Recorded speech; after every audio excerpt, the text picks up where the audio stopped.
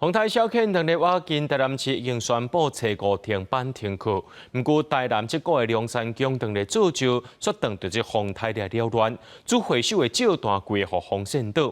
也那讲到这东山的青皮碰干也特别采收了，农民是想尽办法要甲灾害降到上低。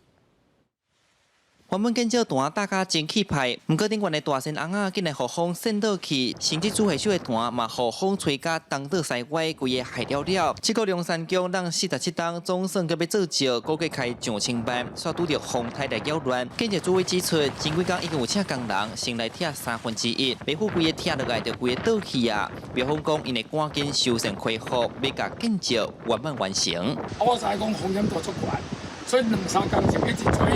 然后讲伊加强啊，没问题。透早起来7点，我是去敲电话，我讲风台也未来，风遮头，石头有一点移位了，我就知影是大事不妙。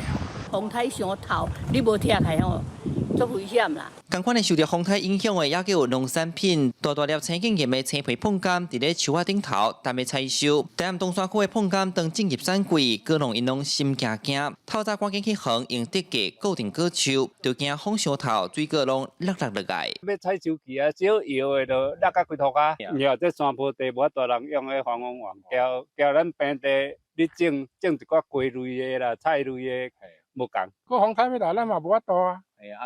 咱这看天食青的。青皮碰柑年初因为可花着落果啊，即摆风台搁要入来，农民估计今年产量会减1-2成。但即嘛估计暗时有一寡雨水，上大阵风嘛有可能达到8-9级，所以嘛已经宣布适合暗时6点开始停班停课。记者李新台南采访报道。